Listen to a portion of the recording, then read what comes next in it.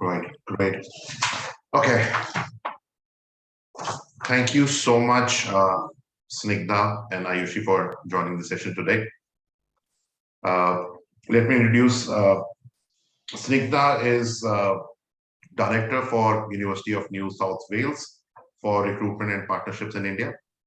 Ayushi is also part of UNSW India team.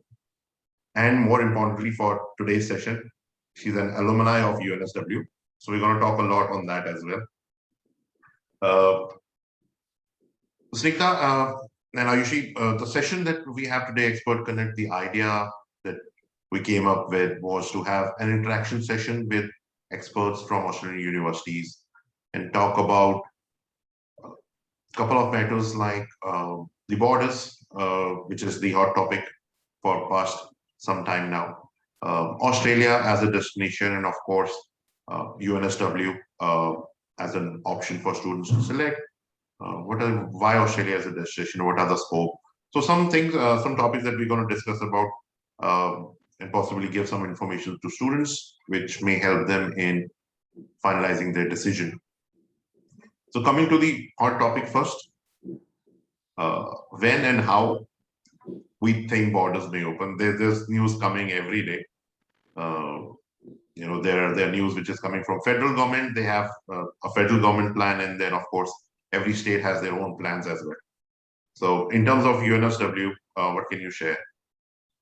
Well, Vaibhav, first of all, thank you so much for giving us this opportunity today to interact with the team and the students and the audience who are reaching out to us. And we have the outreach to see and let them update them with the information. Just to tell you that the NSW government, the NSW International Students Arrival Pilot Plan to return the international students to NSW has received the support from the Australian government and NSW government in line with the state's roadmap to recovery and the national transition plan for Australia's COVID-19 response. And the pilot plan will allow a limited number of 250 international students studying with NSW, New South Wales Territory Education Providers, to return each fortnight from early December. So we are quite hopeful.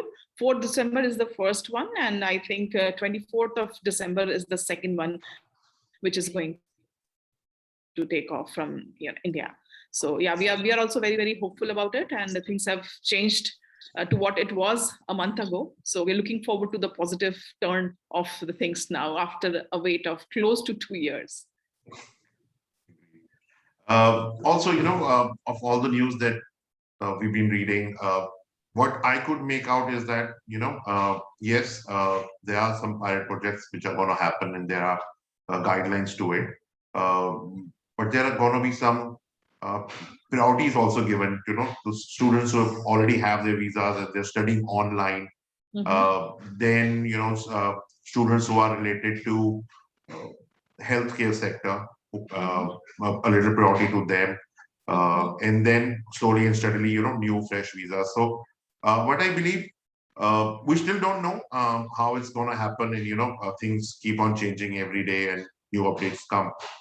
But what I believe is, if not the Feb intake, then there's a high possibility that July intake would be a proper offline pre-COVID intake. And even if that happens, I think this would be, the right time for students to start at least their application process, because later on, I guess, because there's been a huge backlog for almost 2 years. So I believe there's going to be huge rush, not just on applications, but a huge load on visa processing as well. So if they start now and they start processing, even if you have to start, one semester online, that's not bad, because you will at least have your visas and you will be on top of the list once the borders are totally open and you can actually go to Australia. So that's what we've been telling students, be prepared. There is no guarantee because nobody exactly knows how and when it's going to happen. But the positive news is that it is going to happen soon. The borders will open slowly for everyone. But this is the right time to start your application. So great, and thanks for sharing the update regarding NSW government, what their plan is. Now, talking about Australia, it's always been on top of the list for a lot of international students. But from your side of point of view and from your experience, uh, what are the main, pull factors of Australia and why a student should pick Australia as a destination? Well, if I can be very honest, apart from being the home, of thousands of citizens worldwide, Australian people are known to be extremely friendly and outgoing people. So, as a foreign student here, and they are, welcomed more as compared to what they feel, so they can feel like it is a home. So it is just one of the perks of studying abroad in Australia, if you talk and if you say. So when a student chooses to study Australia, the student can be rest assured of unparalleled quality of education, internationally recognized qualification, and immense employment prospects. Universities in Australia are renowned for their research and training methodologies, and this makes it a popular destination among the Indian students. The academic excellence, the campus life, the quality of the instructors are the other key reasons, where the students can definitely look out for Australia as a key destination. Um, the Australian universities are highly ranked in the QS World Ranking and the Times Higher Education Ranking consistently, And the unique factor, if you talk, when I have to counsel the students, I do tell them that there is a very unique factor with the Australian qualification framework. The Australian education system is it actually implemented the Australian qualification framework, and anybody who talks and knows about the Australian education, they understand the importance of the Australian qualification framework, how flexible it is, and how it actually enables the students to take up their levels without. So I always tell students that in case you start undergraduation from here in India, and by any XYZ reason you may have to drop out, or due to your medical reason, peer pressure, whatever, when you come back after 6 7 or 1.5 year, you have to start it from the scratch. Whereas with Australian qualification framework, you can actually start it from where you have left. So that is the biggest advantage of Australian qualification that I support and vouch for. True, true. And talking about the multicultural environment, I always share a fact with students that of all the citizens in Australia right now, if not both, at least one parent is an immigrant. Absolutely. And that's a fact. That's a fact. They're not Australian. Both of them are not Australian. Yeah. So it is a country of immigrants. That's why it's welcoming, because they themselves were immigrants. So they're welcoming for all the immigrants. And it's the most friendliest country that I've ever visited, um, compared to others. I won't say names, but yeah. Okay. So now, when we talk about the Australian framework, the education system, let's dig a little deep and let's talk about UNSW. Okay. First, UNSW. Okay, for us, we know it's a group of 8 um, university. A lot of students may understand what that means, but I still believe there's a huge chunk of people who doesn't know what group of 8 means. So let's start from group of 8 and then a bit more about UNSW so that they understand where we stand. Sure. I'll request Ayushi to answer this question. I would actually would pick Ayushi for the second part. My second part is as a student. From a student perspective, what was her experience throughout, because she's an alumni. But fine, I wouldn't mind if Ayushi takes both the parts of it, because she's experienced both sides now. It's okay, Snigdha, so you can start and then I'll just add in. Sure. So if you talk about University of New South Wales, and I understand the group of 8 thing, which is by default attached to us. So to all the viewers, the students and the parents who are actually watching us today, let me tell you one thing. Whenever, you're trying to make up a decision for your kids, for your friends, for yourself, you need to first check out what are your career aspirations in terms of what you're talking about, where you see yourself after the education where do you want to place. It is not about in terms of country, but it is about your career aspirations, to what goal that you're looking for.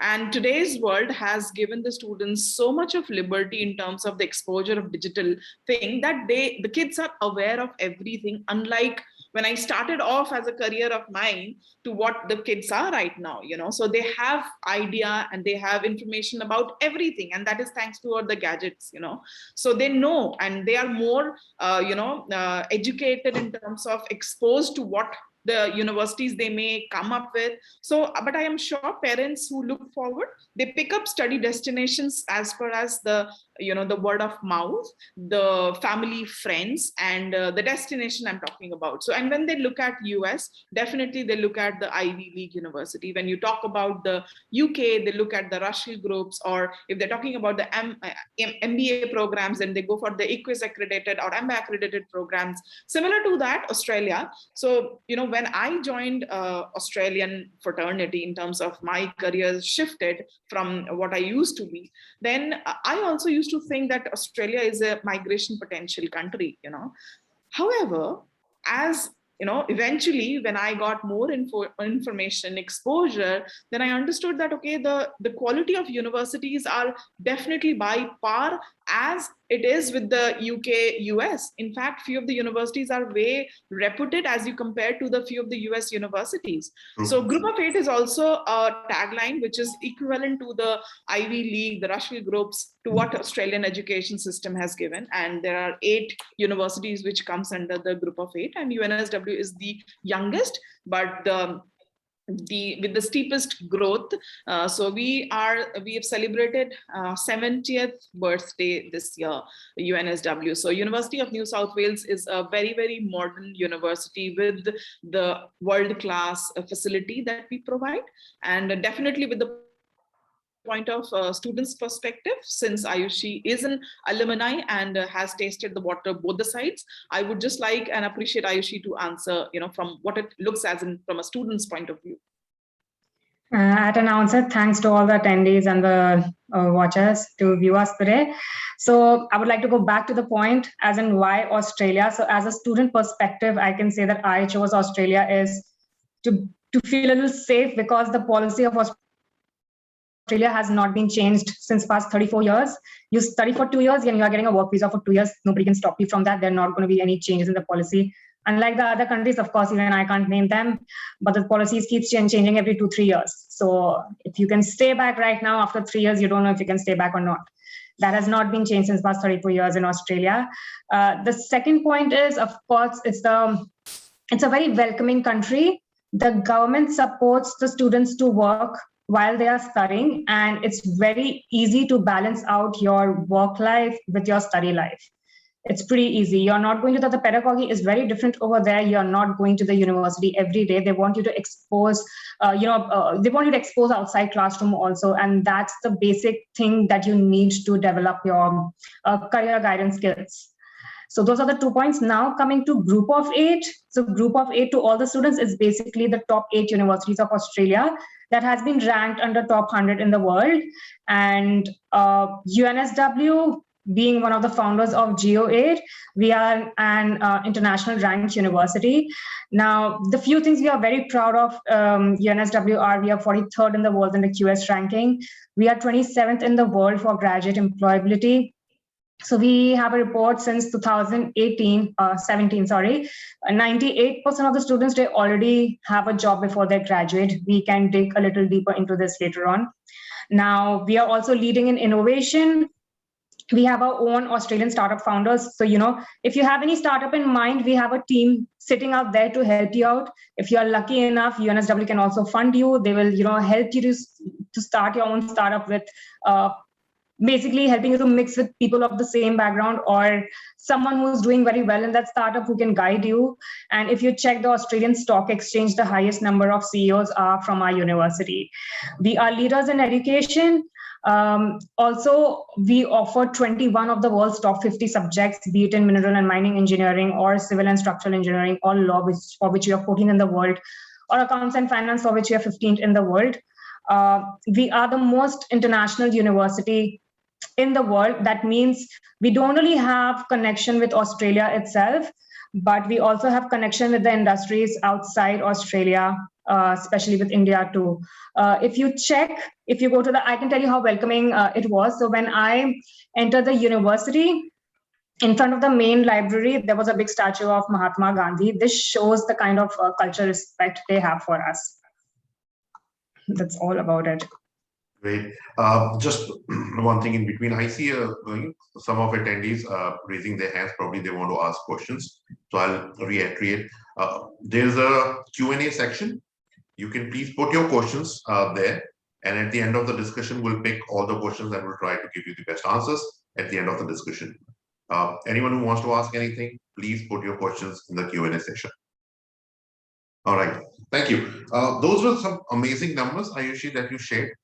Now, I would, love to get to know a little bit more about your experience as a student in Australia and, of course, at UNSW. Yeah, of course. So the reason why I chose Australia is because of the reason that I've already said, but I narrowed down to Sydney as a city first. It's because of the international background. So highest number of international people are in Sydney, and it's known as a student city. So the exposure that you'll be getting as a student is the most in Sydney, and it's pretty different from the other cities too.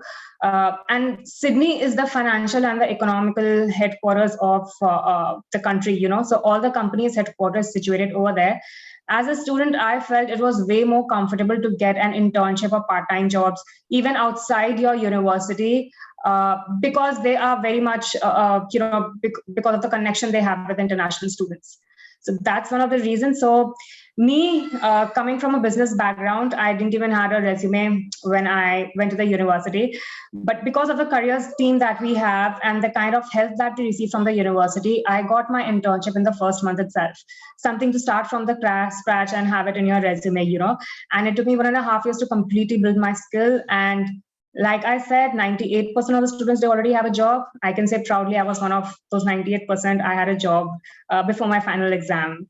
Even if you come back to India, you have a lot of options. Even if you stay back in Sydney, you still have an option. So you're good in both the ways. Apart from experience, there's a lot of culture diversity that I faced when you're especially sitting in a group. Your views, how it's different from the other cultures and the nations, how can it impact your report, and the pedagogy, that's you're not just opening the book and writing a binary answer. They make sure that you have a practical approach in and outside your classroom. This will help you to make decisions throughout your life. And the third most important thing is the chilling attitude of Australians. Is like after class, you can just hop into any of the beaches that you have nearby and chill out there. So the outdoor activity is pretty, I would say, attractive to international students. It might not be there in the other cities because Sydney, New South Wales is full of beaches. There are 800 beaches itself out there. So that kind of exposure is pretty different. If you tell me to talk about more, the point is never ending. But if you want me to be precise, if I look back, I am very proud of the decision that I took and have no regrets on the choice that I made. Great. Thanks, Ayushi. It really looked like, you stopped yourself. You wanted to talk, but those are the great points shared. And I truly agree, also as an international student, what I've seen, there are a lot of factors which influence their decision. And when it comes to a university, I believe there are two very important factors. So we're going to discuss about those two factors. First, of course, being the budget and scholarships. Scholarships play a big role. India is a very price-sensitive country. Scholarships may change their budget and their preference. So please share some insights on scholarships that are available for international students at UNSW. So basically, UNSW offers a wide range of scholarships and award to assist international undergraduation and post-graduation coursework students to undertake full-time study at UNSW. Some of the scholarships will provide a full or a partial tuition fee payment, while others are just a stipend to assist with the cost associated with your studies. So again, being precise, we can check 3 kinds of scholarships here. So in the automatic ones, you have Future of Change, which is exclusive to Indian students only. and it's based on merits, where you can avail $10,000 off every year. Then there is Australian Global University Award, which is kind of a stipend, either $5,000 or $10,000 for a year. And then you have a scholarship which is of high range, where you have to place an application and there is a deadline for that. You basically have to write an SOP listing your extracurricular activities, and proving your leadership skills. And if you have been involved in any voluntary work, you are supposed to write that down. And the last and the most important thing is making UNSW believe how will they be benefited if they give you a scholarship. So the range is either $20,000 every year or a full tuition fee waiver. The common things about these 3 scholarships are you need an unconditional offer letter first. And second is 3 starts from merit. It's based on merits. So somebody is going for post-graduation, they need 85% and above. And if somebody is going for undergraduation, then we need 95% and above.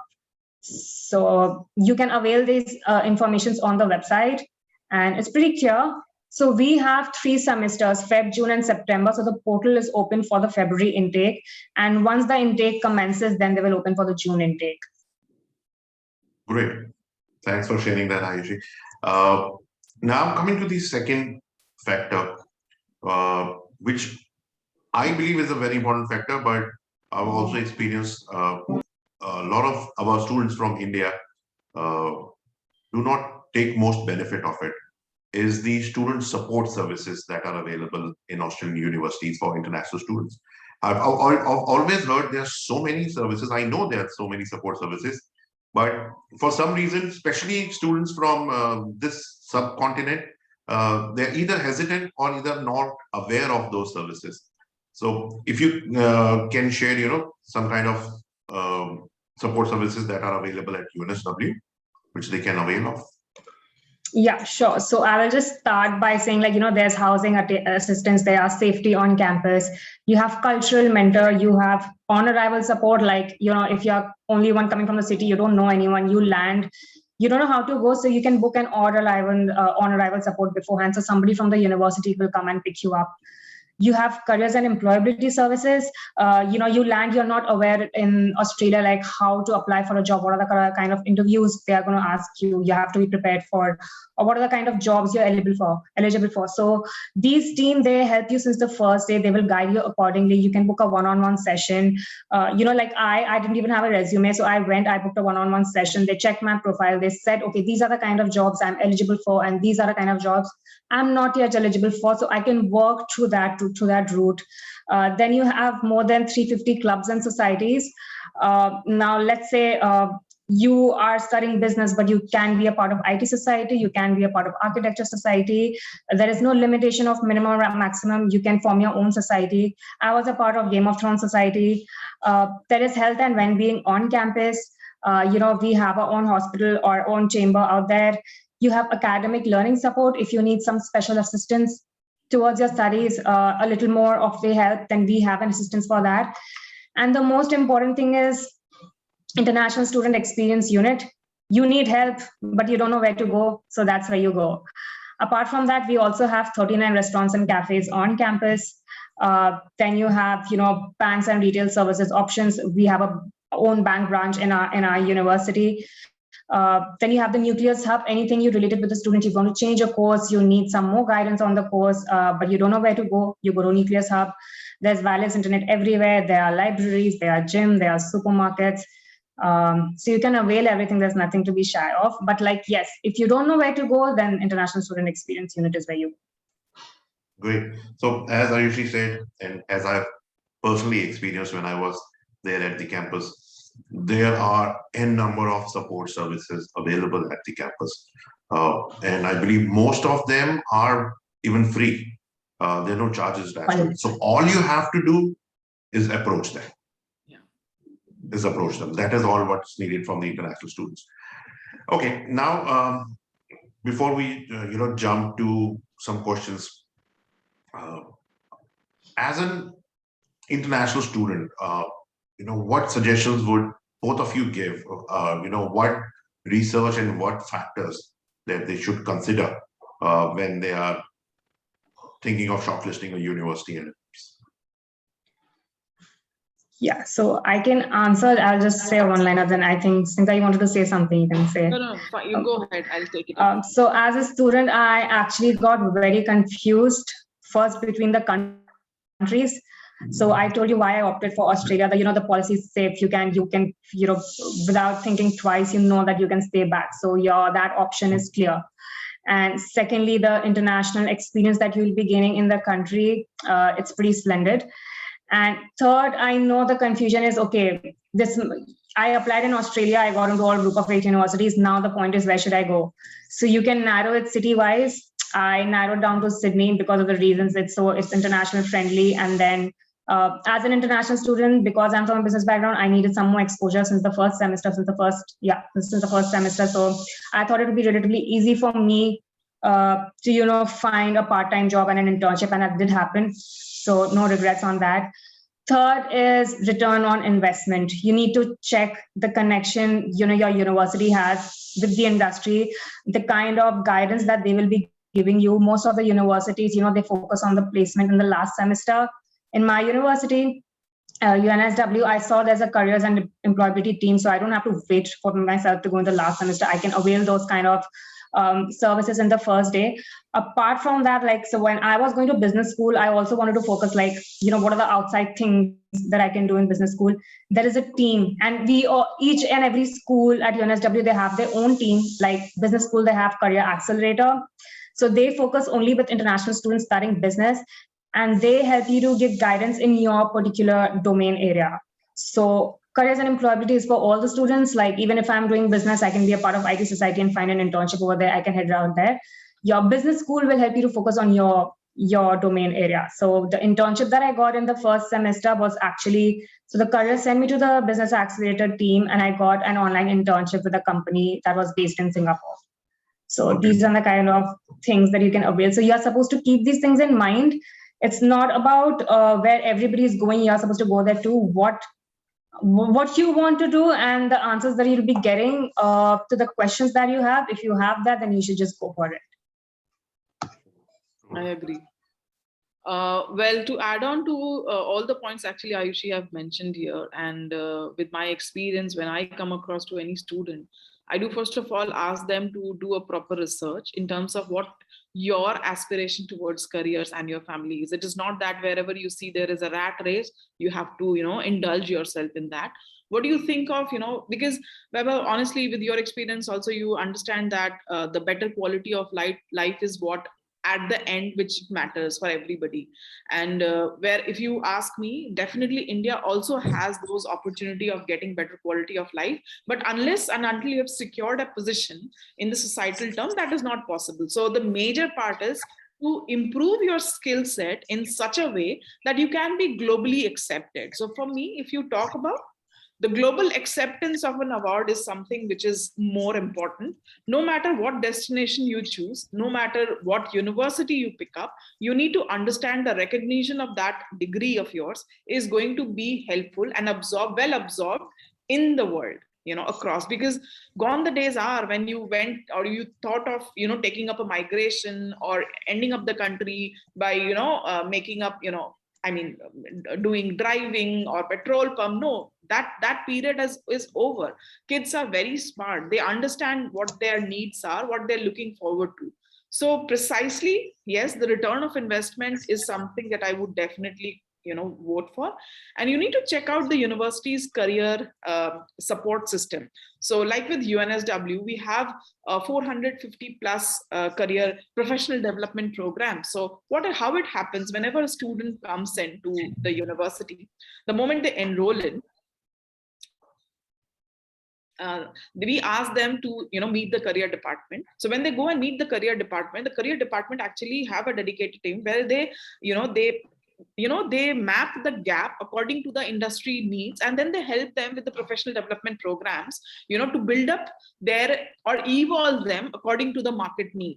And the kind of industry relationships we have, it becomes very, very easy. So when I talk to the student over here, I understand that for them job opportunities means like after completing 3 years of here, or being in the third year, going for a job fair, going into a placement. But things are very different abroad.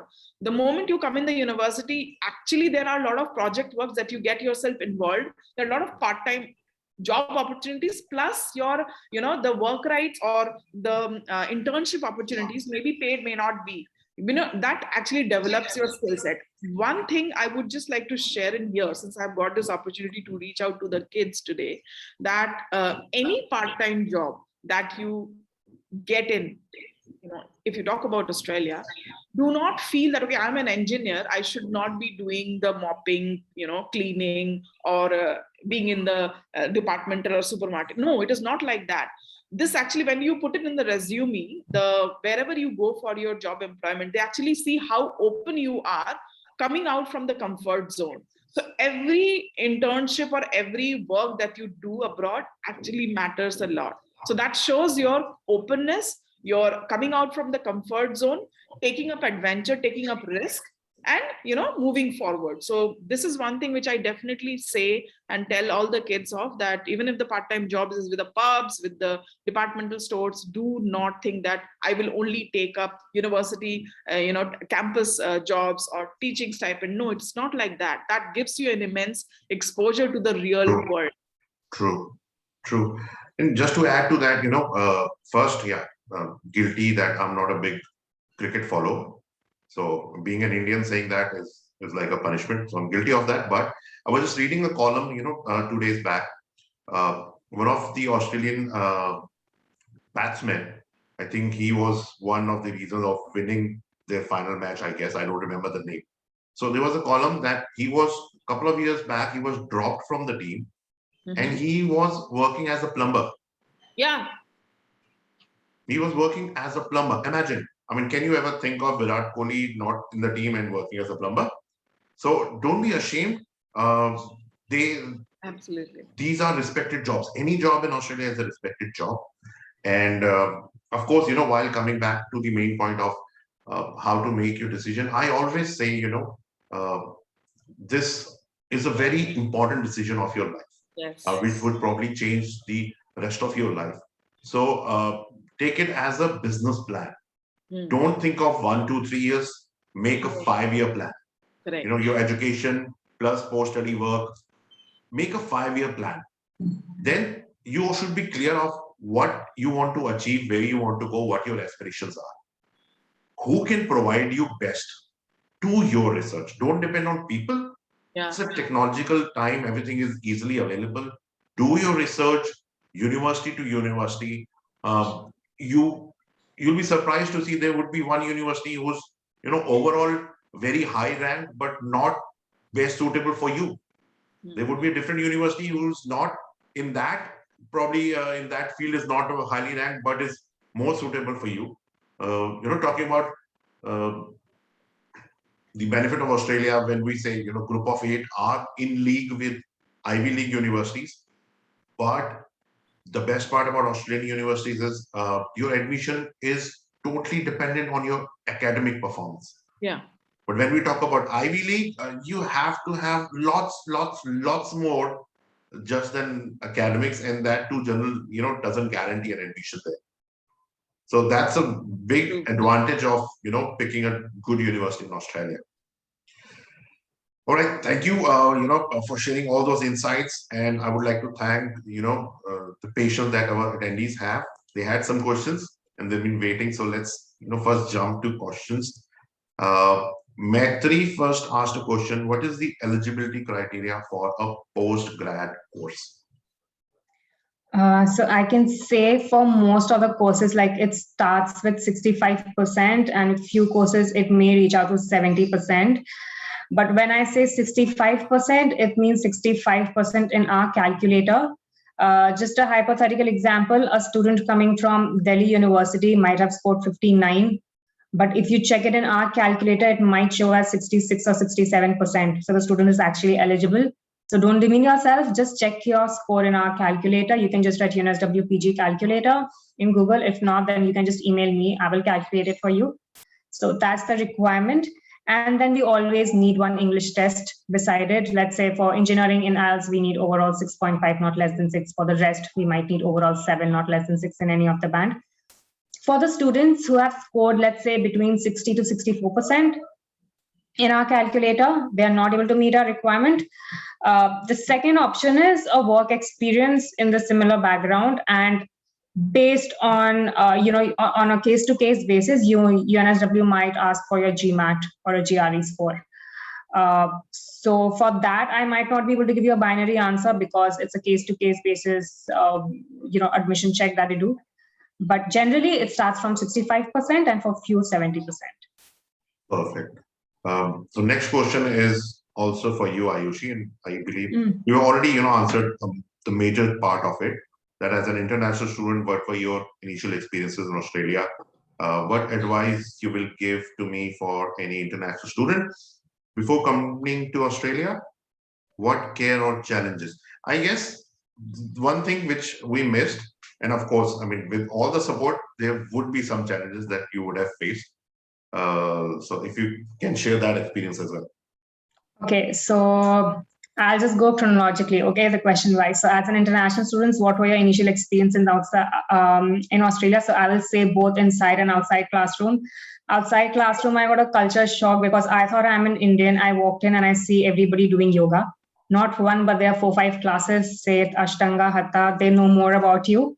I was sharing my apartment with 4 other people, and if you open my almirah, you will see chia seeds, flax seeds. If you open theirs, you will see ghee, and then tulsi chai, and then adrak chai. So that was a culture shock. And then they follow more of vegetarianism and then veganism. That you must have heard vegan. That's not even touching the dairy products or any animal products. And you have restaurants full of that. So yeah. And then inside classroom, the most beautiful part was in India, the pedagogy is you walk inside the classroom and you don't know what the syllabus is probably. But what you're going to study in Australia inside the class is mailed to you a week back. And then right after the class, you have a revision of what you have studied. So this is what I experienced, and it kind of worked really well for me in Australia. Second is what advice you will give to me or any international students before coming to Australia. I would say just be chilled out. The mistake that I did was when I was leaving, it was a very sudden decision, and then Australia, I had no one. So even my mom was a little panicked, but so we packed everything, clothes, to quilts, to utensils, but it's actually not required. Just carry your few clothes. That's it. You will find everything in Australia. You don't have to carry any food. There are more number of local markets out there. Like everywhere there are local markets, and you can find everything, including Indian food. And Australia, the last one is what care or challenges we will be facing. Don't think that most of the restaurants will be open till 11 or 12 until this is a fine dining restaurant. People eat their dinner very fast. So especially on campus, try to finish your dinner before 6:30. That's one of the challenges I faced. I don't think I faced any other challenge because even the language is pretty, it's English, the major language is English, so you can communicate. The transport system is amazing. You students get an Opal card, you just have to tap and then you can travel everywhere. Initially, I was scared because, of the public transport, like, okay, from where to catch the bus and how would I go? Everything is scheduled. Everything is there on the net. Everything is there on the app. There's nothing. Yeah. For transport, I would just like to add my experience. I had a relative who was around 1.5 hours away from the campus, and I had to go visit him. I just added his address on Google, and it gave me, so there was nothing direct there other than a cab, if I hire a cab. But then from the campus, it showed me that in next 5 minutes, there would be a tram, which will drop me at this point. From there, in 3 minutes, I'll get a train that will drop me at this point. From there, I have to change to platform number this, take this train, and I'll reach my destination. It's so very easy. It's so supportive and amazing that, I mean, even if you are there for the first time and you know how to use technology, you'll be there. And when they say this time, the next train would be there at that. So I recall one more incident in this. So, when you, as an international student, when you will go, even I had that in my mind, like I want to stay on campus or somewhere near the uni because transport will be an issue. Once when you spend time over there after a semester, people, they generally start taking their housing assistance like 2 to 3 hours away in the suburb, because they know it's not a big deal to travel this much for so long. And it's so easy. Everything is scheduled. Everything is on the net. Everything is on the app. Right. Right. Okay, so we have one more question from Nisha. Nisha is asking, can I practice in India if I do Masters of Architecture from UNSW? Also, if I plan to work in Australia, is the degree accredited?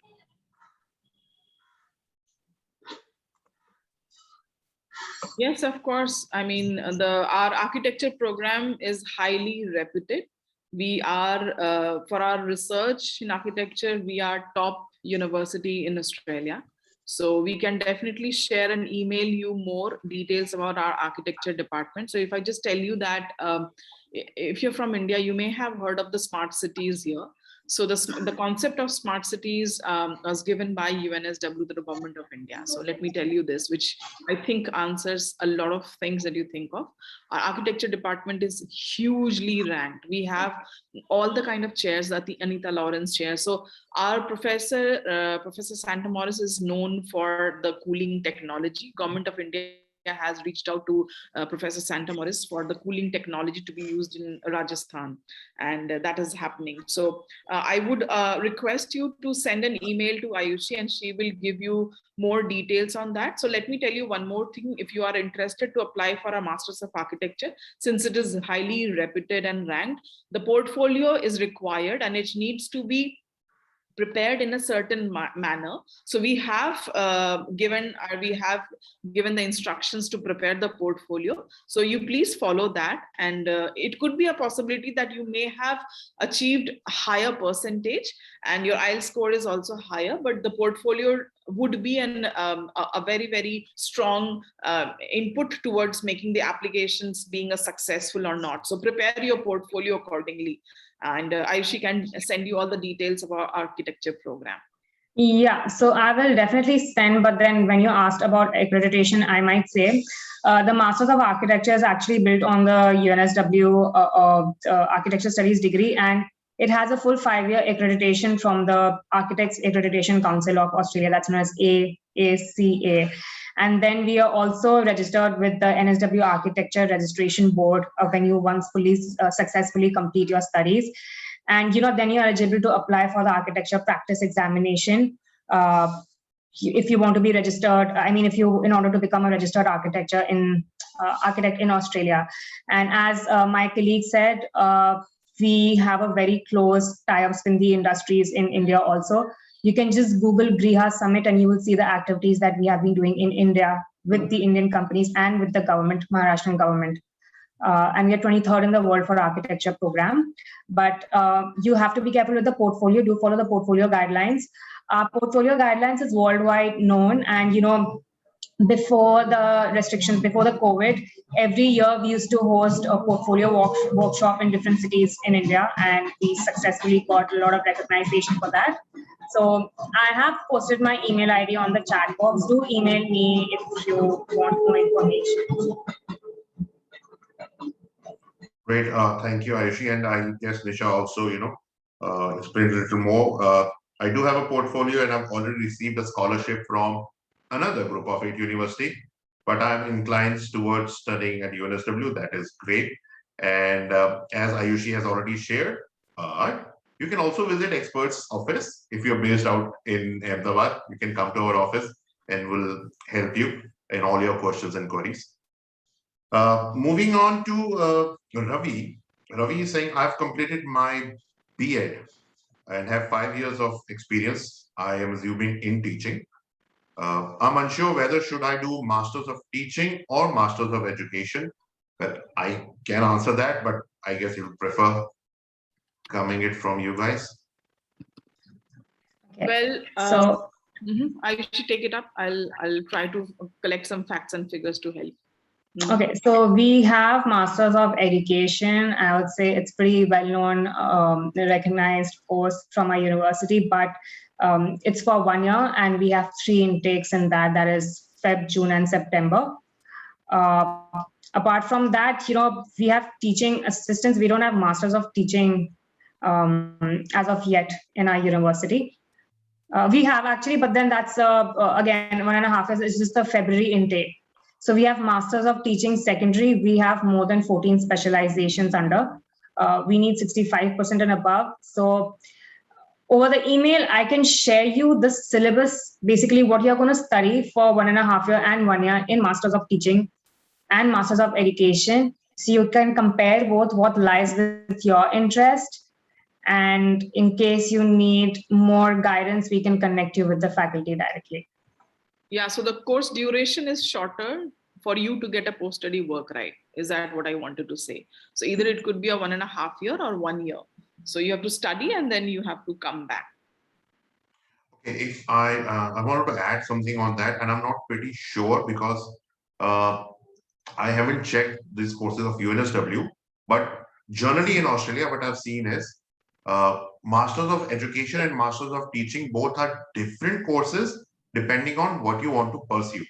If you want to get into teaching, then you have to go for a Masters of Teaching course, because Masters of Education doesn't give you the those requirements or accreditation that you can teach in a school or anywhere. I guess correct me if I'm wrong. Yes, absolutely. Yeah. So pick your course according to what you want to do. If you want to get involved into teaching, then pick a Masters of Teaching course. But if you want to be involved in more of the research and academic part of education, then you can go for Masters of Education. Okay, Ravi is also asking, can I opt for a graduate certificate and then combine with a Masters of 1.5? You can combine, but that will not allow you to stay back. So am I right? With UNSW, we do not consider, if you talk about to get a post-study work visa that you talk about to combine, there will not be any possibility because we don't offer, first of all, the certificate programs, certificate 3 or certificate 4, and then combining it with masters, it doesn't work. So the visa that will be given will be for your primary program that you opt for, and that is the duration that it stays. So this is with UNSW. So there cannot be two programs clubbing together to get a 2 years of post-study work, right? With UNSW, more precise to be. With other universities, I'm not too sure, but not with UNSW. True. And both our Masters of Education and Masters of Teaching are actually accredited by the New South Wales Education Standards Authority, that's known as NESA. So you can just check that information on our website. Great. So I guess we will try and wait for a couple of more minutes if people have more questions. But till then, again, I'd like to take this opportunity to thank both of you, Snigdha and Ayushi, for being part of this session and sharing your insights and helping students to understand a bit more about Australia and UNSW. And I guess it has worked at least for one who's already got a scholarship, but now is inclined to UNSW. So we'll be meeting her soon. In fact, this is our, I guess, 7th or 8th session. And, it's been going so well that we've already started planning for the series 2 or season 2, we may call it, for it, because we're getting good support from institutes, and we're also getting very good, feedback from students who are attending it. Unfortunately or fortunately, because we did it for the first time and we wanted to, reach out to maximum students. We also we are streaming it live on Facebook as well. But we do not have direct access that, how many people are there and if there are people asking questions there right now. So we'll take it up after this and try to answer those questions. But we are also working on, future thing, that how do we manage both things together and see, to give best feedback to the students who are interested and want to get more information. So I guess there are no more questions. So I think we can end this session here. Thanks again to both of you for joining. Thank you. Thank you. Thank you so much. All right. Thanks. Have a good day. Bye-bye.